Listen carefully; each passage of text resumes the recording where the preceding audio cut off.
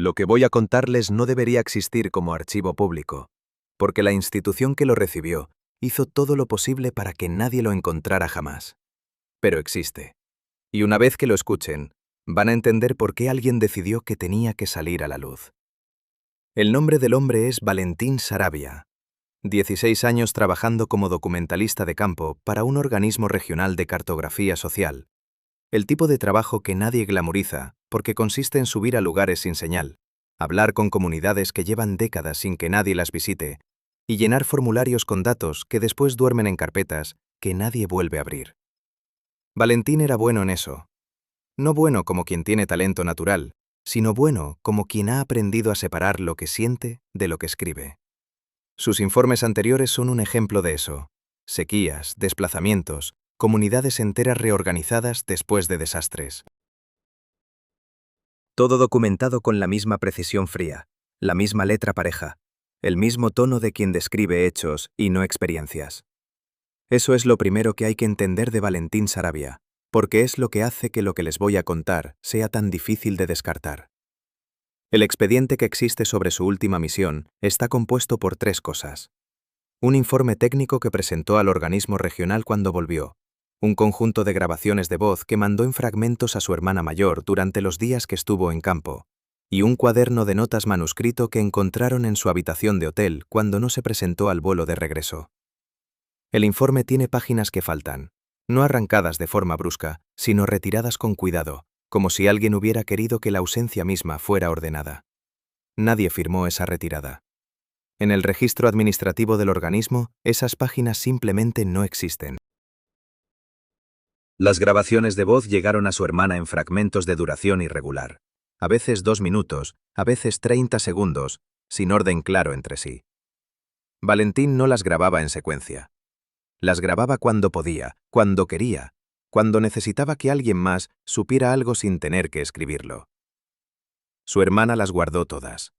Cuando Valentín no apareció en el aeropuerto el día que tenía que volver, ella fue la primera en llamar al organismo.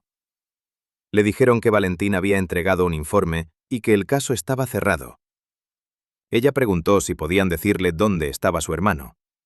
Le dijeron que eso no era información que el organismo pudiera proporcionar.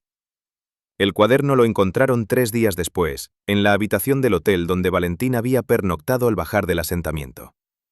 Estaba sobre la cama, abierto en la última página escrita. La persona del hotel que lo encontró dijo que la habitación olía raro, como a madera mojada, y a algo más que no supo identificar. Dijo que ese olor tardó días en irse. Ahora bien, les cuento esto desde el final porque Valentín tampoco lo contó en orden. Sus grabaciones saltan. Su cuaderno va hacia atrás y hacia adelante. El informe oficial, en las partes que no fueron retiradas, describe los hechos de una manera tan clínica que parece el trabajo de una persona distinta a la que grabó los audios. Y en algún punto, leyendo todo junto, uno empieza a entender que no es que Valentín estuviera perdiendo la cabeza. Es que estaba usando registros distintos para cosas que no cabían en un solo registro.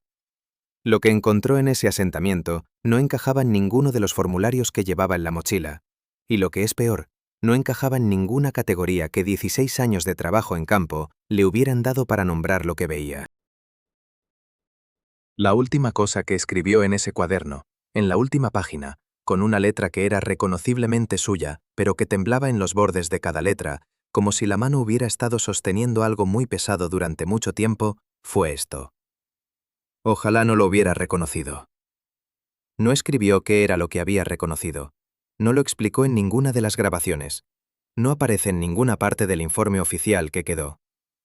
Esa frase es la única que existe sin contexto, sin documento que la rodee, sin explicación adjunta.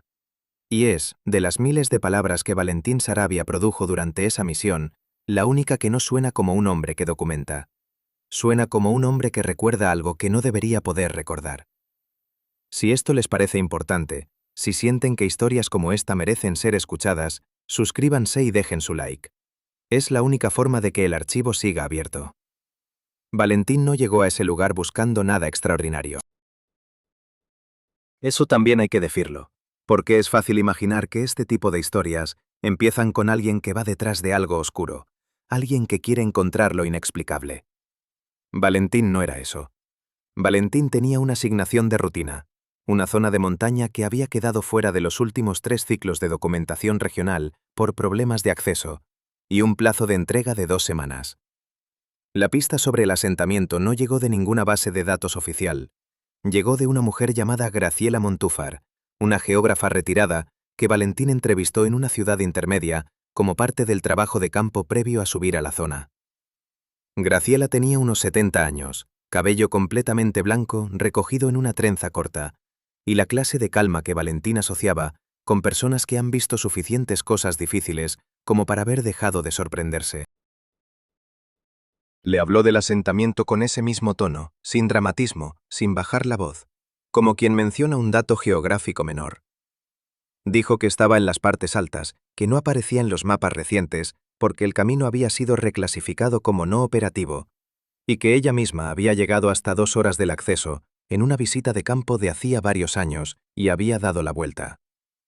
Valentín le preguntó por qué había dado la vuelta. Graciela no respondió de inmediato. Puso las manos sobre la mesa, con las palmas hacia abajo, y las dejó completamente quietas. Luego dijo que en ese momento no había podido explicarlo y que tampoco podía explicarlo ahora.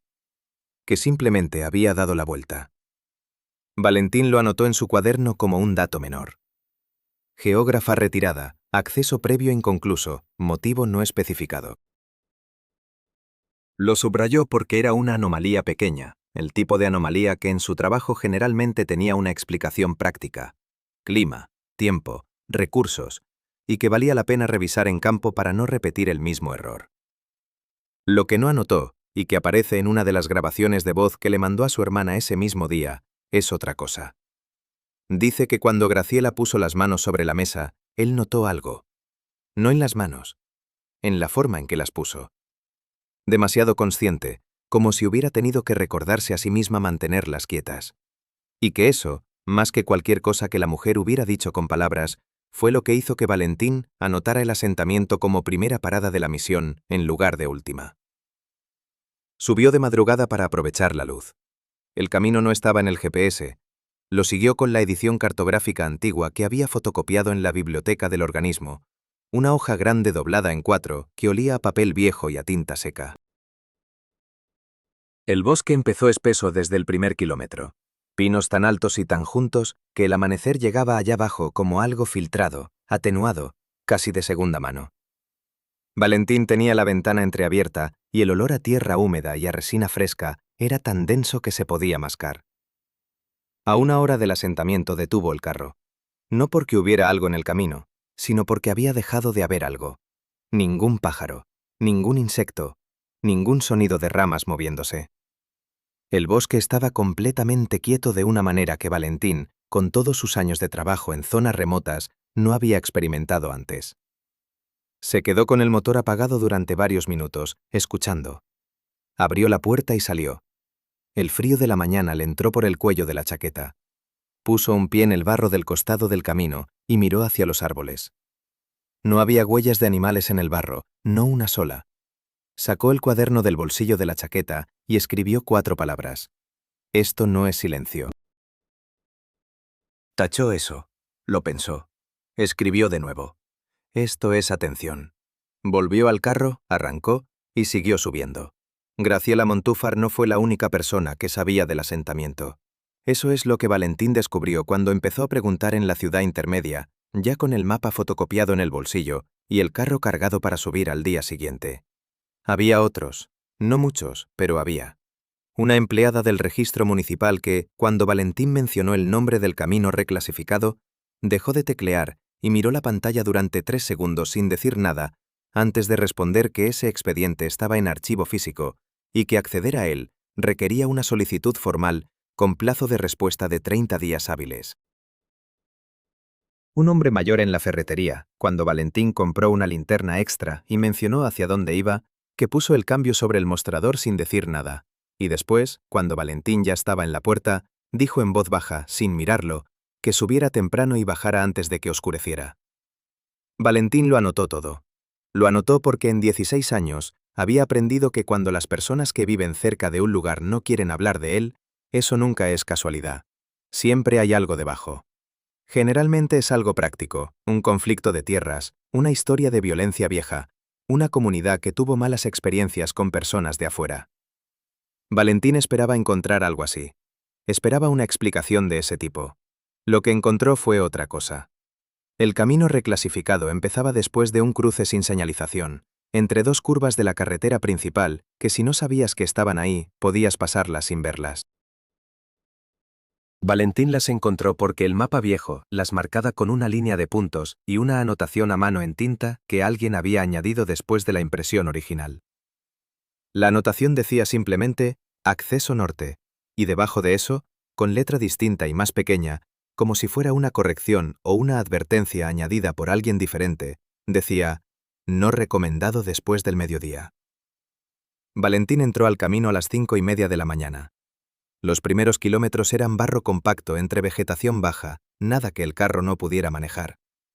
Pero a medida que subía, el bosque cambiaba. Los árboles se hacían más altos, más juntos, más oscuros en la base donde la luz no llegaba desde hacía probablemente décadas. El camino se angostaba hasta que las ramas de ambos lados casi se tocaban arriba, formando un techo irregular que filtraba la luz de la mañana hasta convertirla en algo verdoso y quieto. Valentín tenía el calefactor del carro encendido, pero apagó la música en algún punto sin darse cuenta exactamente cuándo. Después, en una de las grabaciones que le mandó a su hermana, dijo que había apagado la música porque se sentía fuera de lugar. Que poner música en ese bosque se sentía como hablar demasiado alto en un lugar donde no correspondía hacer ruido. Fue entonces, ya con el silencio de los árboles adentro del carro, cuando notó algo que no había visto en la primera parte del camino. No había barro fresco removido, no había marcas de ruedas recientes, no había huellas de ningún tipo en los costados del camino, ni animales, ni personas. El barro a los lados estaba liso, casi sellado, como si nada hubiera pisado por ahí en mucho tiempo. Y sin embargo el camino mismo estaba limpio de vegetación, sin ramas caídas atravesadas, sin crecimiento invadiendo desde los bordes. Como si alguien lo mantuviera despejado sin usarlo. Valentín escribió eso en el cuaderno mientras el carro estaba detenido. Escribió, «El camino está limpio pero nadie lo usa». Luego escribió debajo, «O algo lo mantiene limpio». Tachó eso último. Lo dejó tachado pero legible. Siguió subiendo. El asentamiento no se anunció con nada visible desde lejos. No había un letrero, no había una curva panorámica desde la que se viera el pueblo debajo. Apareció de golpe después de una recta corta entre los árboles, de pronto ahí, como si el bosque lo hubiera estado ocultando hasta el último momento, y luego decidiera mostrarlo todo de una vez. Y lo primero que vio Valentín no fue una casa, fue el humo. Salía de una sola chimenea, en el extremo izquierdo del asentamiento, delgado y recto en el aire quieto de la mañana. Pero el olor que llegó hasta el carro cuando Valentín bajó la ventana no era el olor de leña quemándose. Era algo más pesado, más denso, casi mineral, como cuando se calienta piedra húmeda o como el olor que tiene el interior de un túnel muy viejo. Valentín aspiró 2 veces para asegurarse de que no estaba confundiéndose. No se estaba confundiendo. Ese olor no correspondía a ninguna fuente de calor doméstica que él conociera. Detuvo el carro al borde del camino y se quedó mirando el asentamiento desde adentro. Había casas, tal vez 20 estructuras visibles desde ese punto, de distintos tamaños, algunas de madera, algunas con paredes de material más sólido. Tenían tejados, tenían chimeneas, tenían la forma general de un pueblo habitado. Pero había algo que las hacía distintas a cualquier otro asentamiento que Valentín hubiera documentado en 16 años de trabajo. Cada ventana que podía ver estaba cubierta.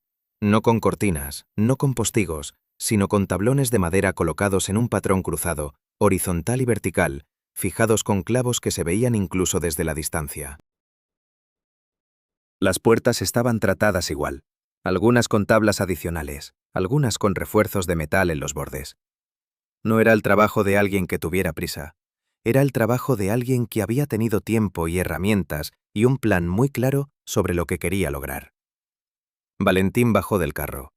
El frío de la mañana olía a resina y a ese olor mineral que seguía sin poder identificar. Caminó hasta el centro del camino y miró el asentamiento en silencio durante varios minutos. Sacó el cuaderno. Escribió, Todas las aberturas selladas. Sistemático. No emergencia. Escribió debajo: alguien tomó una decisión. Escribió debajo de eso: no sé si esa decisión era para que algo no entrara o para que algo no saliera. No era la pregunta que esperaba hacerse en su primer minuto frente a un asentamiento de documentación rutinaria, pero era la única pregunta que tenía sentido hacer. Y antes de que pudiera formular una segunda, desde la casa más cercana al borde del camino, a través de una rendija entre dos tablones que Valentín no había notado hasta ese momento, le habló una voz. La voz dijo que él ya no podía irse, no como amenaza, como dato.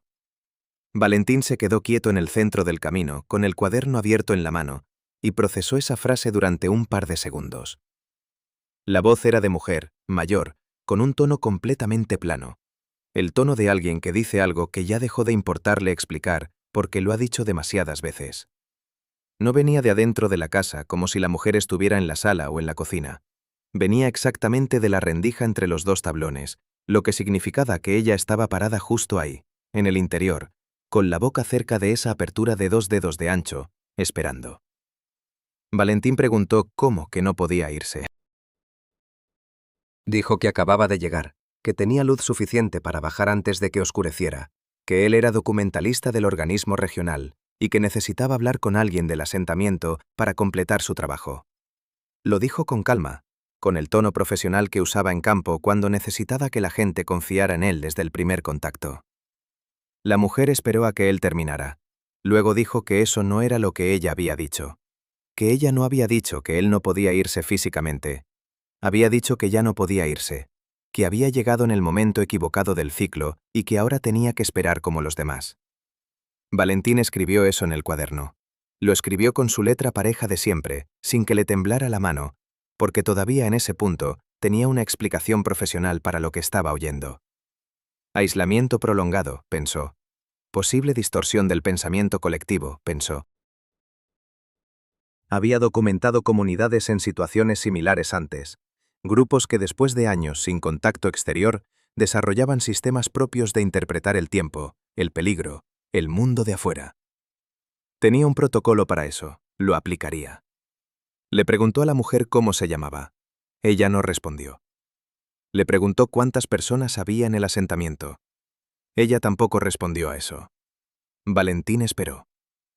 El bosque detrás de él seguía en ese silencio que ya había dejado de intentar clasificar como normal.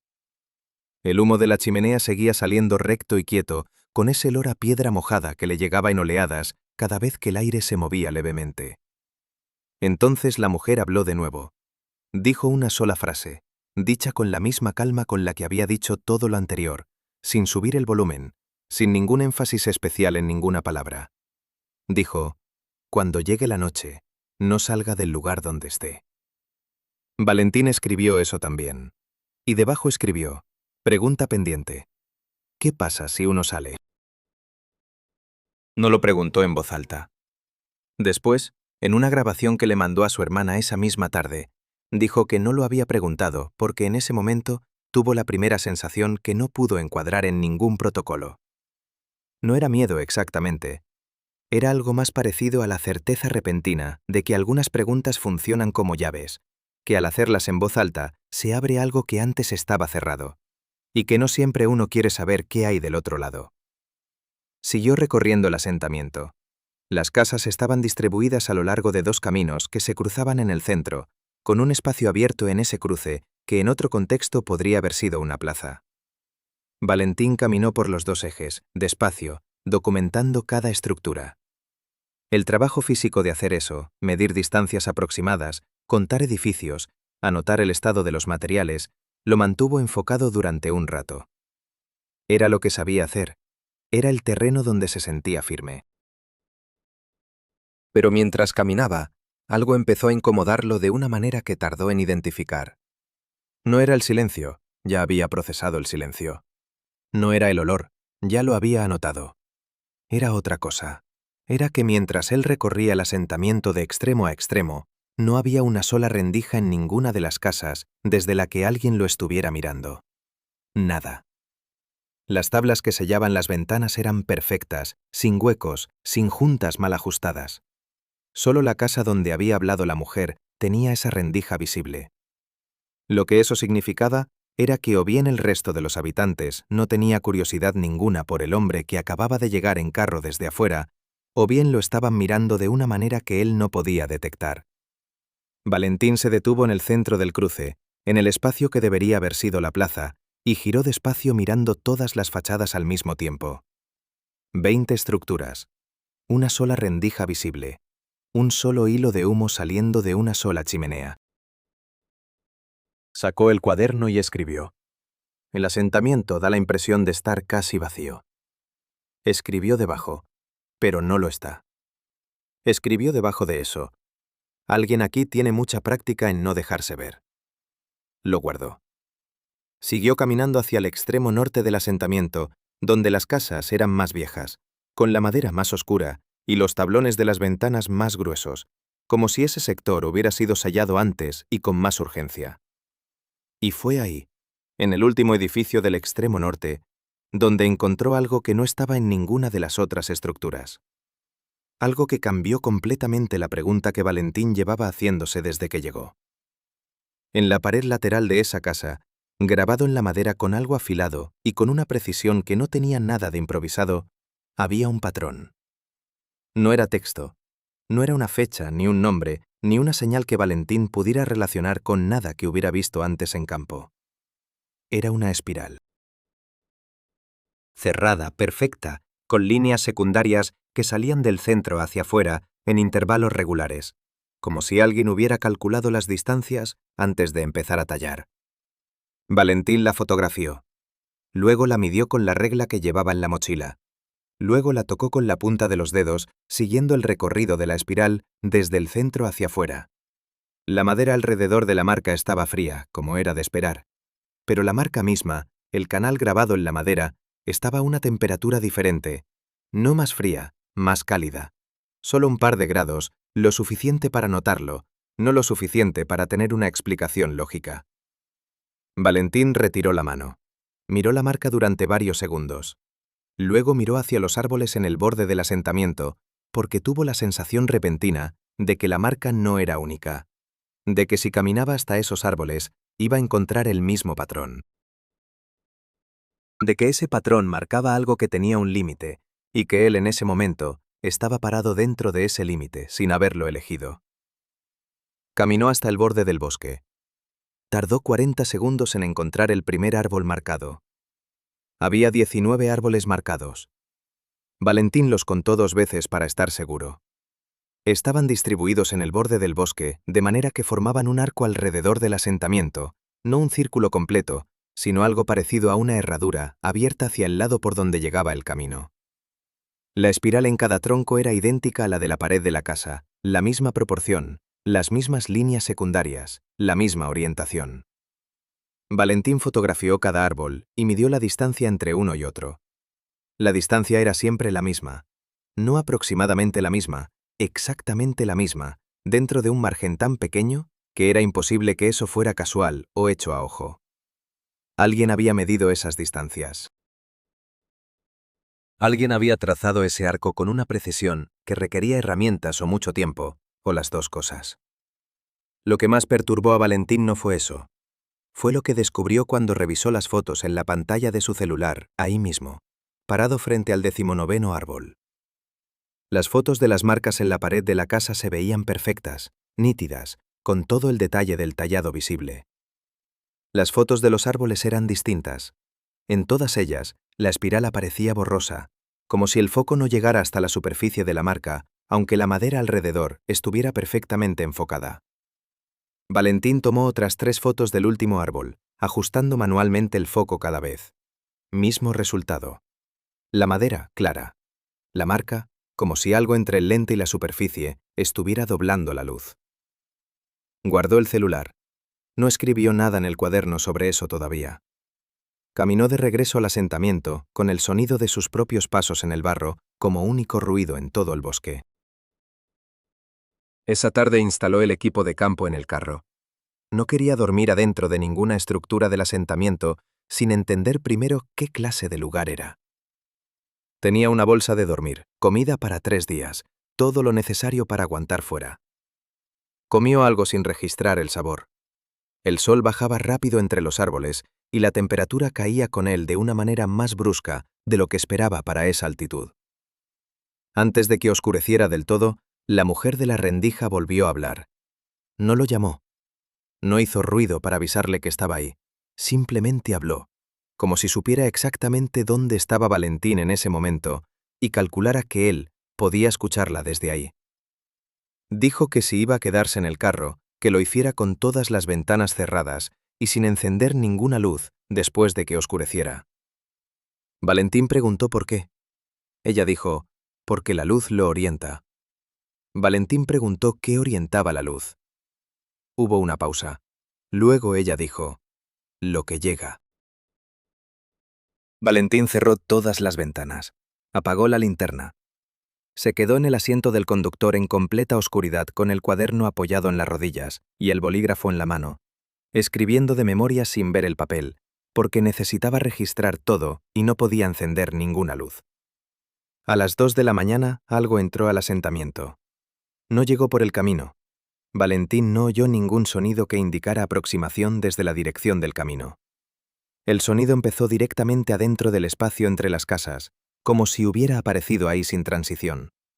Y no era exactamente un sonido, era más parecido a una variación en la presión del aire, algo que Valentín sintió primero en los oídos y después en el pecho, como cuando un camión muy grande pasa muy cerca y uno siente el volumen de ese objeto antes de procesarlo con la vista. Se quedó completamente quieto. El sonido, o la presencia, o lo que fuera que producía esa variación de presión, se movía entre las estructuras.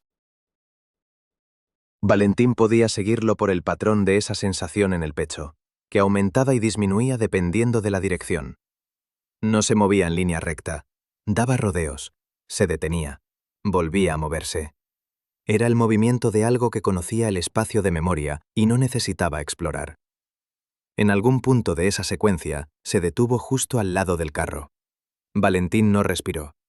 No fue una decisión, fue el cuerpo tomando el control y decidiendo por sí solo que en ese momento no correspondía hacer ningún movimiento, ningún ruido, ninguna cosa que pudiera ser percibida desde fuera.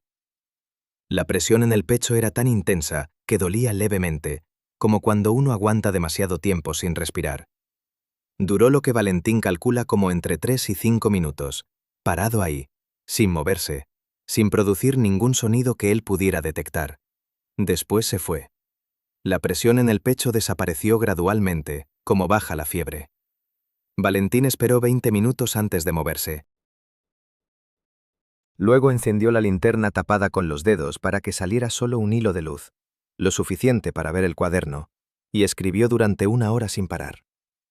Escribió, no entró. Escribió debajo, pudo hacerlo. Escribió debajo de eso, no lo hizo porque no quiso, no porque no pudiera. Y debajo de todo, con una letra más pequeña que el resto, escribió, eso es lo peor. Que depende de lo que quiera.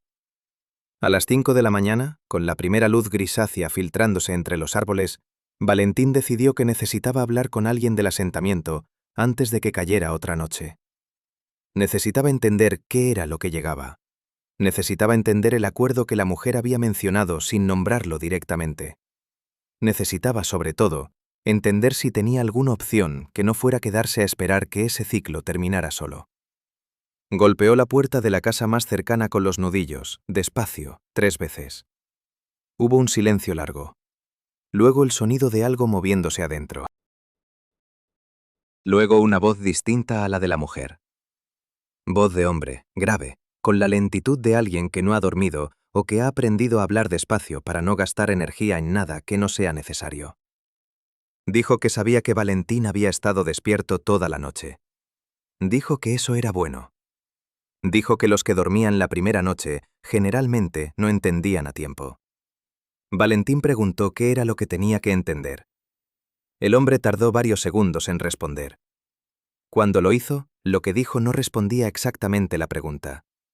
Dijo, hay cosas que llevan más tiempo en un lugar que las palabras que la gente usa para nombrarlas. Y hay acuerdos que se hicieron antes de que ninguno de nosotros naciera. El problema no es el acuerdo. El problema es cuando alguien de afuera llega y piensa que puede ignorarlo porque no lo firmó. Valentín escribió eso palabra por palabra. Luego preguntó qué pasaba con los que intentaban ignorarlo. El hombre no respondió esa pregunta. Pero antes de alejarse de la puerta, dijo una última cosa. Dijo: «Esta noche va a quedarse más tiempo que anoche. Siempre lo hace cuando hay alguien nuevo». El hombre abrió la puerta esa mañana. No de par en par, solo lo suficiente para que Valentín pudiera verle la cara. Y lo que Valentín vio no era lo que esperaba encontrar después de una noche así. No era miedo, era cansancio. Un cansancio tan profundo y tan antiguo que ya no se parecía al cansancio normal, sino a algo que se había instalado en esa cara para quedarse, como una característica física más, como el color de los ojos o la forma de la mandíbula. El hombre tenía unos 60 años, cabello blanco corto, manos grandes con los nudillos marcados de alguien que ha trabajado con madera toda la vida. Se llamaba Aurelio. Lo dijo sin que Valentín lo preguntara, como si hubiera decidido de antemano que ese dato sí podía darlo. Valentín le preguntó directamente si podía salir del asentamiento. Aurelio lo miró durante un momento y luego dijo que sí, que podía salir cuando quisiera, que el camino seguía ahí, que nadie lo estaba reteniendo. Valentín preguntó entonces por qué la mujer le había dicho que ya no podía irse. Aurelio dijo que Rosario, así se llamaba la mujer, no había querido decir que alguien fuera a impedírselo. Había querido decir que irse en este punto del ciclo tenía consecuencias que Valentín todavía no entendía. Valentín preguntó qué consecuencias. Aurelio se apoyó en el marco de la puerta y miró hacia el espacio central del asentamiento durante varios segundos antes de responder.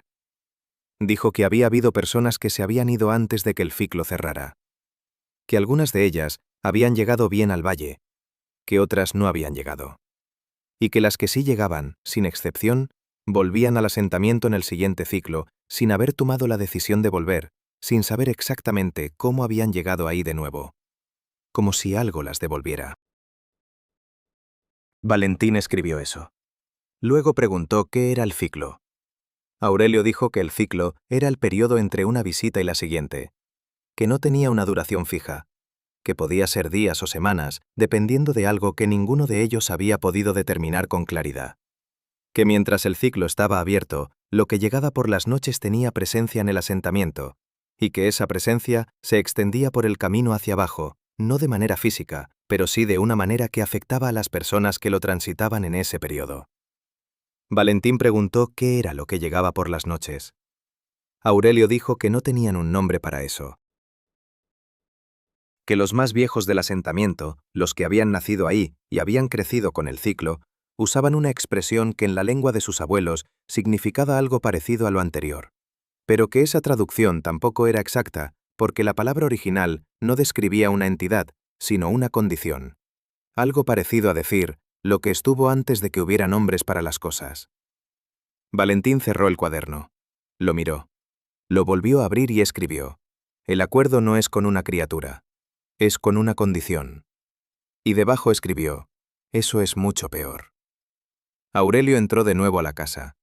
Antes de cerrar la puerta, dijo una última cosa, dicha de espaldas, sin girar. Dijo que si Valentín pensaba quedarse esa noche, que no se alejara del carro cuando llegara la oscuridad. Que la noche anterior había sido una presentación, que esta noche sería diferente. Valentín pasó el resto de la mañana en el borde del bosque. No para documentar más marcas, ya las había fotografiado todas y las mediciones estaban completas. Se quedó ahí, porque necesitaba pensar en un espacio abierto, con el bosque de frente y el asentamiento a la espalda. Y porque en ese punto en particular, entre los árboles y las casas, el olor mineral que venía de la chimenea no llegaba. Y Valentín había empezado a notar que ese olor le afectaba la concentración de una manera leve pero constante, como el humo que no mata pero marea. Pensó en lo que Aurelio había dicho sobre las personas que intentaban irse. Pensó en la geógrafa Graciela Montúfar y en cómo había puesto las manos sobre la mesa con demasiada conciencia. Pensó en el hombre de la ferretería que había dejado el cambio sobre el mostrador sin mirarlo. Se preguntó cuántas de esas personas Habían estado en el asentamiento antes. Se preguntó si él mismo era la primera persona de afuera que llegaba a documentar este lugar, o si había habido otros antes que simplemente no habían entregado ningún informe. Sacó el celular. No había señal, eso ya lo sabía. Pero abrió las fotos de los árboles y las revisó de nuevo, las 19 espirales borrosas sobre la madera nítida. Las amplió al máximo. En la quinta foto, en la esquina inferior derecha del encuadre donde había capturado no solo el árbol, sino también el suelo alrededor de la base, vio algo que no había notado antes. En el suelo, entre las raíces del árbol, había una marca más pequeña. No una espiral. Un punto central con 4 líneas que salían de él en ángulos iguales, como una cruz simplificada, pero con las puntas dobladas ligeramente hacia la derecha, todas en la misma dirección. Valentín amplió la imagen al máximo posible. La marca en el suelo estaba nítida, perfectamente nítida, sin la distorsión que afectaba las espirales en los troncos. Fue hasta ese árbol. Se agachó y miró el suelo entre las raíces. La marca estaba ahí, grabada en una piedra plana que asomaba entre la tierra, del tamaño de la palma de una mano. La fotografió. La tocó. Estaba a temperatura normal, sin la calidez extraña de las espirales en la madera. Pero cuando se incorporó y miró hacia el asentamiento desde ese punto, desde esa distancia exacta y ese ángulo exacto, vio algo que desde cualquier otro punto no era visible. La capilla. Estaba al fondo del asentamiento, en una ligera elevación que desde el camino quedaba oculta por las casas delanteras. Valentín nunca la había visto porque nunca había estado parado exactamente ahí. Era una estructura más pequeña que las casas, con las paredes de piedra en lugar de madera, con un tejado bajo y una sola puerta orientada hacia el norte. Era la única estructura del asentamiento que no tenía los tablones. La puerta estaba entornada. Esa segunda noche, lo que llegó no se quedó afuera. Valentín lo supo desde el primer momento porque la sensación era distinta. La noche anterior había sido presión en el pecho, una variación en el aire, algo que existía en el perímetro y lo rozaba desde fuera. Esta noche era diferente. Esta noche la sensación empezó adentro del carro, como si el espacio mismo dentro del vehículo hubiera cambiado de temperatura o de densidad, sin que nada físico hubiera cambiado. Valentín tenía todas las ventanas cerradas, como la noche anterior, pero eso ya no parecía hacer la diferencia que había hecho antes. Se quedó completamente quieto en el asiento, respiraba despacio, por la nariz, controlando el ritmo de forma consciente, porque era lo único que podía controlar en ese momento. Afuera no había ningún sonido, adentro tampoco. Solo esa sensación de que el aire dentro del carro era ahora un espacio compartido con algo que Valentín no podía ver y que no producía ninguna señal detectable por ninguno de sus sentidos, pero que estaba ahí con una certeza tan absoluta que su cuerpo lo había procesado antes que su mente. Duró más de 1 hora. Valentín lo supo porque había puesto el celular sobre el tablero con el reloj visible, con el brillo al mínimo para no generar luz hacia afuera. Vio pasar los minutos. A veces la sensación disminuía y él pensaba que estaba terminando, y después volvía más intensa que antes, como una marea que retrocede para tomar impulso. En algún punto de esa hora larga, desde las casas del asentamiento llegó el sonido. No era música, no era rezo. Era voz humana, varias voces juntas, pero en un patrón que no seguía ninguna melodía que Valentín pudiera identificar. Las sílabas eran largas, sostenidas, sin una cadencia que permitiera anticipar la siguiente. Valentín había documentado comunidades con tradiciones orales antiguas en varios países. Había grabado cantos ceremoniales en 3 idiomas distintos, y lo que llegaba de esas casas selladas no se parecía a nada de eso. Era anterior. Era como intentar comparar una lengua moderna con los sonidos que hizo la primera persona que alguna vez intentó comunicar algo a otra persona, antes de que existieran las palabras. Valentín entendió en ese momento, sin necesidad de que nadie se lo explicara, qué función tenían esas voces. No era protección en el sentido de un escudo. Era más parecido a lo que hace alguien cuando le habla a un animal grande y desconocido, para que sepa exactamente dónde está uno y no se sorprenda. Las voces le decían a lo que estaba ahí: estamos aquí, sabemos que estás aquí, conocemos las reglas. No era un ruego, era un recordatorio mutuo. A las 4 de la mañana, la presión dentro del carro desapareció de golpe. No gradualmente como la noche anterior. De golpe, como cuando se destapa un oído. Valentín exhaló un aire que no sabía que había estado aguantando y se quedó recostado en el asiento durante varios minutos sin moverse. Las voces de las casas también se detuvieron al mismo tiempo. Eso fue lo que más lo afectó. No la presencia en sí, sino esa sincronía perfecta. Que las voces supieran exactamente cuándo había terminado, sin que ninguna señal externa marcara el momento. Que el ciclo tuviera una precisión que los habitantes del asentamiento podían seguir de forma instintiva, como si llevaran tanto tiempo viviendo con eso que ya formaba parte de su propio ritmo interno. Escribió en el cuaderno: no duermen mientras dura. Escribió debajo: aprenden a saber cuándo termina. Escribió debajo de eso: llevan generaciones haciendo esto. Y debajo, con letra más pequeña: se han adaptado. Eso es lo más perturbador de todo. Al amanecer, Valentín tomó una decisión. Iba a ir a la capilla. No ese día todavía. Necesitaba procesar lo de la noche, necesitaba comer algo, necesitaba hablar de nuevo con Aurelio o con Rosario para entender qué función tenía esa estructura en el acuerdo. Pero la capilla con la puerta entornada llevaba 2 días siendo el único punto del asentamiento que él no había documentado, y cada hora que pasaba sin documentarla se sentía más como una omisión deliberada de su parte que como una decisión profesional. Esa mañana fue Rosario quien habló primero, antes de que Valentín se acercara a la casa. Habló desde la rendija con su tono plano de siempre y dijo que la noche había ido bien. Valentín preguntó qué significaba que hubiera ido bien. Ella dijo que significaba que él seguía ahí y que el ciclo continuaba sin rupturas. Valentín preguntó qué era una ruptura. Rosario tardó en responder. Luego dijo que una ruptura era cuando alguien del asentamiento o alguien de afuera hacía algo que cambiaba las condiciones del trato. Que las rupturas no tenían consecuencias inmediatas. Que las consecuencias llegaban después, de maneras que no siempre era posible rastrear hasta la causa. Valentín preguntó si ir a la capilla era una ruptura. Rosario no respondió eso. Dijo que la capilla no era parte del trato. Que la capilla era anterior al trato. Que nadie del asentamiento entraba en la capilla desde hacía más tiempo del que cualquiera de ellos podía recordar. Y que la puerta nunca había sido tapiada porque nadie había podido taparla. Valentín preguntó qué significaba que nadie hubiera podido. Rosario dijo que cada vez que alguien lo intentaba, los tablones no duraban. No los arrancaba nadie. Simplemente aparecían en el suelo a la mañana siguiente, con los clavos todavía puestos, como si la puerta los hubiera rechazado durante la noche. Valentín cerró el cuaderno. Lo abrió de nuevo. Escribió una sola línea. La capilla no está sellada porque no quiere estarlo. Esa tarde caminó hasta la capilla por primera vez.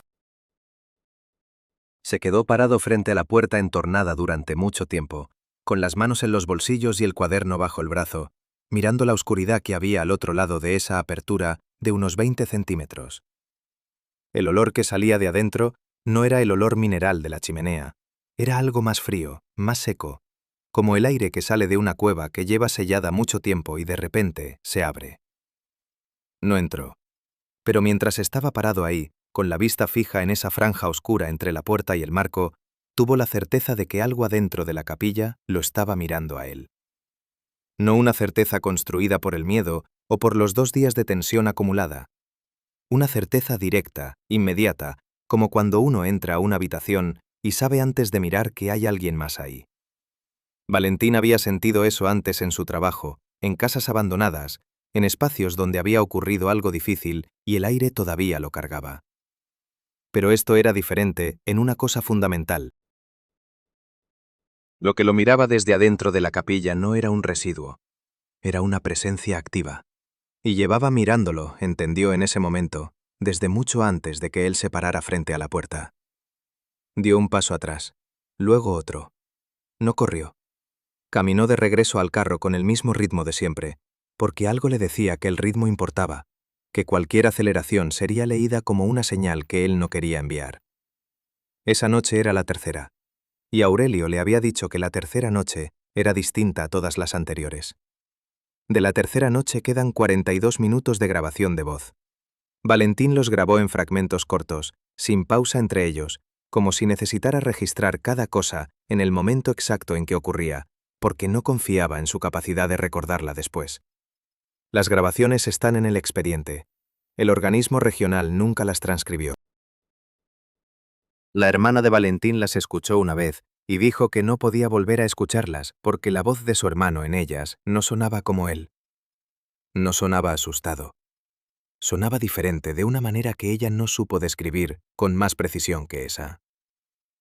Los primeros fragmentos son coherentes. Valentín describe el inicio de la noche en el carro, la misma posición de siempre, todas las ventanas cerradas, el celular sobre el tablero con el reloj visible. Dice que la temperatura bajó más rápido que las noches anteriores.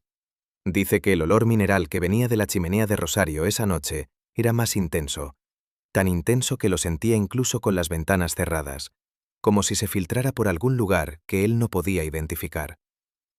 Después hay un fragmento donde su voz cambia de ritmo, no de tono, de ritmo. Las frases se hacen más cortas. Dice, está aquí. Pausa. Dice, no es como las otras noches. Pausa larga. Dice, no está afuera. Después de ese fragmento, hay un silencio de 11 minutos en la grabación. 11 minutos donde el celular siguió grabando, pero Valentín no habló. En ese silencio se oye la respiración, lenta y controlada al principio, y después algo más. Un sonido de fondo muy bajo, que su hermana describió como parecido al sonido que hace el viento dentro de un túnel.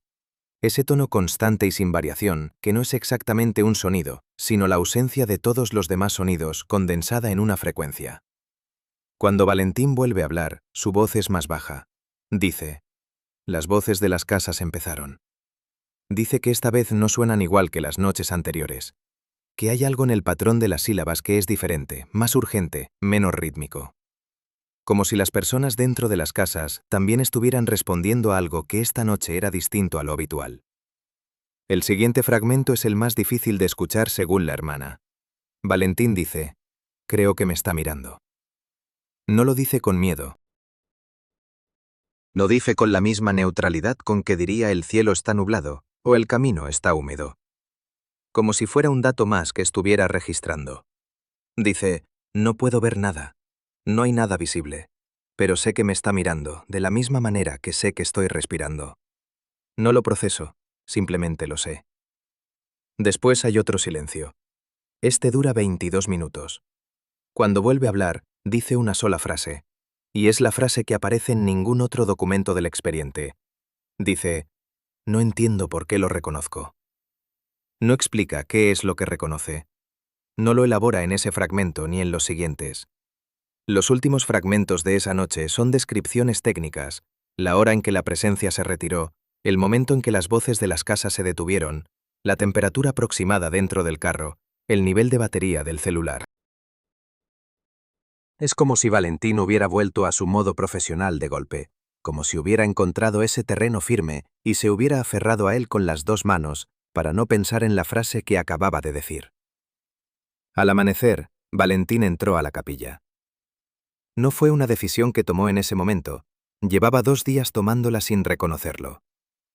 Cada vez que se había parado frente a esa puerta entornada y había dado un paso atrás, la decisión ya estaba tomada, simplemente estaba esperando el momento en que él dejara de aplazarla. Empujó la puerta con la palma de la mano abierta. La madera era fría, más fría de lo que debería estar incluso a esa hora de la mañana, con esa temperatura exterior. La puerta cedió sin resistencia, sin chirrido, con la fluidez de algo que se ha abierto y cerrado muchas veces y está completamente acostumbrado a moverse. El interior de la capilla era más pequeño de lo que la estructura exterior sugería. Las paredes de piedra eran gruesas, lo que reducía el espacio interno a algo parecido al tamaño de una habitación grande. No había bancos, no había altar en el sentido convencional. Había una superficie de piedra al fondo, elevada unos 40 centímetros del suelo, que podría haber funcionado como altar o como algo completamente diferente. Valentín no lo determinó. Lo que sí determinó, en los primeros 10 segundos dentro de la capilla, fue el suelo. El suelo era de piedra lisa, del mismo material que las paredes, pero en la superficie había marcas.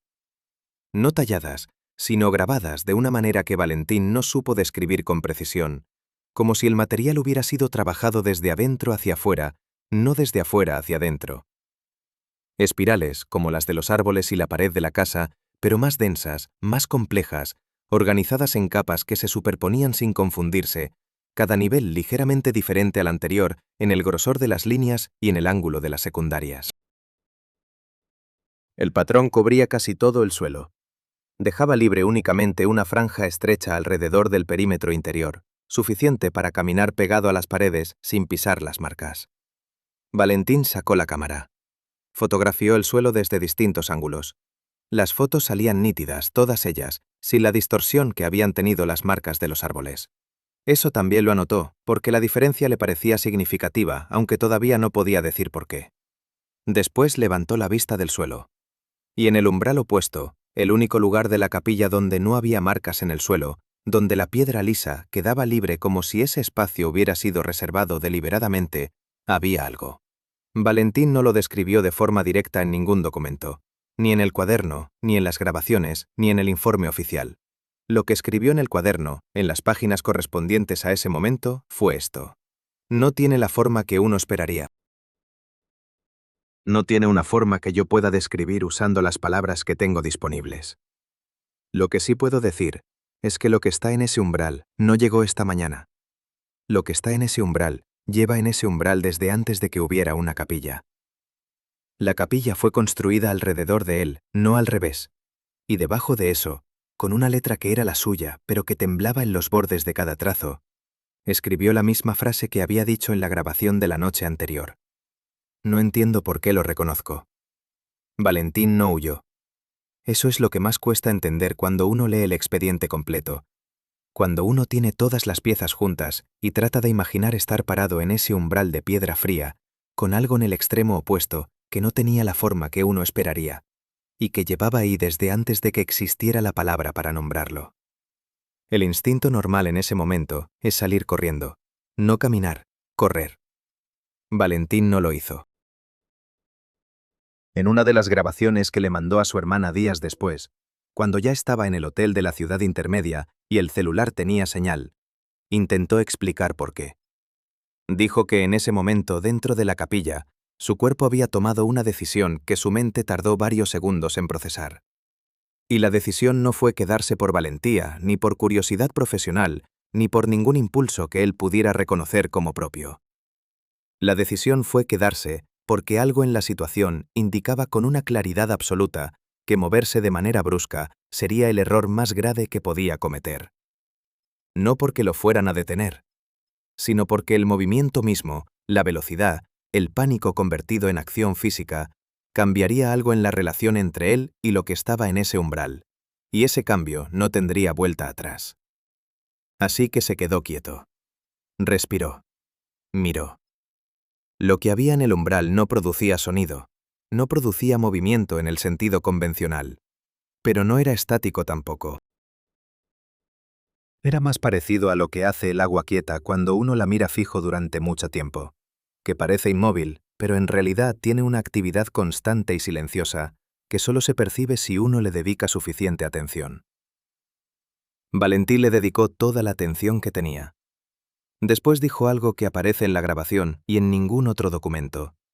Dijo, es como cuando reconoces la voz de alguien que no has visto en mucho tiempo. Antes de procesar el nombre, antes de recordar la cara, hay un segundo donde algo en ti ya sabe. Eso fue lo que sentí, ese segundo. Pero no hubo nombre después, no hubo cara.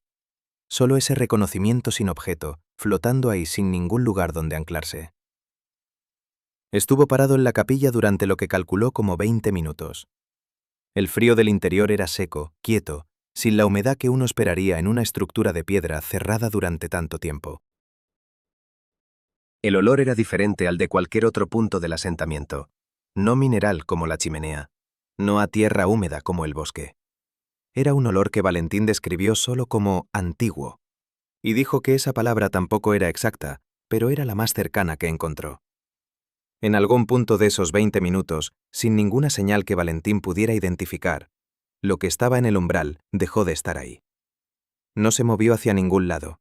No cruzó el espacio de la capilla. No salió por la puerta. Simplemente en un momento estaba y en el siguiente no estaba. Como si la presencia fuera una condición del espacio y no un objeto dentro de él, y esa condición hubiera terminado. Valentín esperó 5 minutos más sin moverse. Luego caminó hasta el umbral donde había estado la presencia y se agachó para revisar el suelo. La piedra en ese punto era lisa, sin marcas, como había visto desde la entrada. La tocó con la palma de la mano. Estaba fría. No más fría ni más cálida que el resto de la capilla. Solo fría. Se incorporó. Miró el suelo marcado una última vez. Fotografió el umbral vacío. Salió. La luz de la mañana afuera de la capilla era la misma que cuando había entrado. El asentamiento estaba igual, las casas selladas, el hilo de humo saliendo de la chimenea de Rosario, el silencio del bosque alrededor. Todo exactamente igual. Valentín caminó de regreso al carro con el mismo ritmo de siempre, el mismo ritmo que había aprendido a mantener en esos días, sin aceleraciones, sin pausas que pudieran interpretarse como algo distinto a caminar. Recogió el cuaderno del asiento. Lo abrió en la última página escrita. La frase que había escrito adentro de la capilla seguía ahí. No entiendo por qué lo reconozco. La leyó 2 veces. Luego cerró el cuaderno, lo guardó en la mochila y empezó a organizar el equipo de campo para salir. No tomó la decisión de irse en un momento específico. La decisión ya estaba tomada desde que salió de la capilla. Era la misma claridad sin nombre que lo había mantenido quieto frente a la presencia, pero en dirección opuesta. Algo en el asentamiento le indicaba que el ciclo había cerrado, que lo que tenía que ocurrir había ocurrido, y que quedarse más tiempo no añadiría ningún dato al expediente, sino que simplemente lo mantendría ahí dentro de un límite que ya había cumplido su función con él. Cargó la mochila. Revisó que no quedara nada en el carro que no fuera suyo. Arrancó el motor. Antes de salir del estacionamiento improvisado junto al carro, Rosario habló desde la rendija por última vez. No lo llamó. No preguntó nada. Dijo una sola cosa, con el mismo tono plano de siempre. Dijo que el camino hacia abajo estaba despejado y que el ciclo había terminado esa mañana. Dijo que Valentín podía irse sin consecuencias. Valentín le preguntó cómo sabía que el ciclo había terminado. Rosario tardó en responder. Luego dijo que uno aprende a saberlo de la misma manera que aprende a respirar. Que después de suficiente tiempo viviendo con algo, ese algo se vuelve parte de tu propio ritmo y ya no necesitas medirlo desde afuera. Valentín no respondió eso. Arrancó el carro y salió del asentamiento sin mirar las casas al pasar, sin detenerse, sin reducir la velocidad. En la primera grabación que le mandó a su hermana, apenas entró al tramo del camino donde recuperó algo de señal, habló durante varios minutos sin parar. Describió todo, las noches, la capilla, la presencia en el umbral, el reconocimiento sin objeto. Y al final, con la voz estable pero con un ritmo diferente al de todas las grabaciones anteriores, más lento, más cuidadoso, como quien construye una frase que sabe que no va a poder deshacer, dijo esto. Lo peor no fue verlo. Lo peor es que cuando salí de la capilla y caminé hasta el carro, supe sin ninguna duda que me estaba viendo irse. Y también supe que eso era un permiso, que me dejaba ir porque había decidido hacerlo, y que esa decisión no la tomé yo. El carro llegó al cruce sin señalización donde el camino reclasificado se unía con la carretera principal. Valentín giró hacia la ciudad. El bosque se cerró atrás de él entre las 2 curvas y desapareció como si nunca hubiera estado ahí. Valentín condujo durante 40 minutos sin parar, sin encender la radio, con las manos sobre el volante y la vista fija en el asfalto delante. Cuando llegó a la ciudad intermedia y vio las primeras luces y los primeros carteles y las primeras personas caminando por la calle, detuvo el carro en el costado de la vía y se quedó ahí durante varios minutos sin moverse. Después continuó hasta el hotel. Subió a la habitación. Se sentó en la cama con el cuaderno abierto sobre las rodillas y empezó a escribir el informe oficial. El informe que Valentín entregó al organismo regional tenía 19 páginas. El organismo recibió 14. Las 5 páginas que faltaban no fueron reclamadas por nadie. No hubo ninguna comunicación oficial preguntando por ellas, ninguna nota interna señalando la discrepancia entre el número de páginas que Valentín mencionaba en la introducción del informe y las que llegaron físicamente a la oficina. El expediente fue procesado por un administrativo cuyo nombre aparece como una inicial en el sello de recepción, archivado en la categoría de zonas de acceso comprometido y marcado como cerrado sin seguimiento requerido. El asentamiento quedó registrado con una sola línea. Localización de difícil acceso, población no cuantificada, revisión pendiente de condiciones estacionales. Eso fue todo. 16 años de trabajo de campo de Valentín Sarabia, 3 noches en un lugar que ningún mapa reciente reconocía, 42 minutos de grabaciones de voz que su hermana no pudo escuchar 2 veces, un cuaderno con páginas donde la letra cambiaba en los bordes de cada trazo. Todo eso reducido a una línea de archivo con una inicial ilegible y una fecha de recepción. El organismo envió a 2 técnicos al área en los meses siguientes. El primero entregó un informe que no mencionaba el asentamiento. Mencionaba una desviación de ruta en el sector norte de la zona asignada, atribuida a condiciones del terreno no previstas, y documentaba 3 asentamientos distintos en el resto del área sin ninguna anomalía. Valentín leyó ese informe meses después, cuando todavía tenía acceso al sistema interno del organismo antes de renunciar. Dijo en una de las últimas grabaciones que le mandó a su hermana que el técnico había estado a menos de 2 horas del asentamiento y que la desviación de ruta no tenía ninguna explicación técnica coherente con las condiciones reales del terreno en esa época del año. Dijo que ese técnico había dado la vuelta, igual que Graciela Montúfar, igual que los jinetes que alguna vez enviaron antes que ella. Igual que todas las personas que llegaban hasta cierto punto del camino y decidían, sin poder explicar por qué, que no era necesario continuar. El segundo técnico llegó al asentamiento. Eso lo confirmó la hermana de Valentín mucho después, cuando empezó a rastrear el expediente por su cuenta. Ese técnico regresó a la ciudad en buenas condiciones físicas, solicitó una baja por motivos personales al día siguiente de su regreso y renunció al organismo 2 semanas después. No presentó informe. Cuando la hermana de Valentín intentó contactarlo, el número de celular que tenía registrado ya no existía, y la dirección de su expediente personal en el organismo había sido marcada como confidencial, sin ninguna anotación que explicara el cambio de clasificación. Valentín renunció 3 semanas después de entregar el informe. La razón oficial en su expediente es motivos personales, igual que el técnico. No hay documentación médica adjunta. No hay carta de renuncia en el archivo. Solo la fecha y la firma de quien procesó la baja, que es la misma inicial y legible que aparece en el sello de recepción del informe del asentamiento. La hermana de Valentín intentó hablar con alguien del organismo durante varios meses. Las respuestas que recibió fueron siempre variaciones de lo mismo. El caso estaba cerrado. El acceso al expediente requería una solicitud formal con un plazo de respuesta que nunca se cumplió. Valentín estaba bien, en la medida en que el organismo podía confirmar, pero su paradero actual no era información que la institución pudiera proporcionar. Lo último que supo de él directamente fue la carta que llegó a su dirección sin remitente, escrita a mano con la letra de Valentín, en un sobre sin franqueo visible, que apareció un día en su buzón sin que ningún servicio de correo pudiera explicar cómo había llegado ahí. La carta tenía 2 párrafos. El primero decía que él estaba bien y que no se preocupara.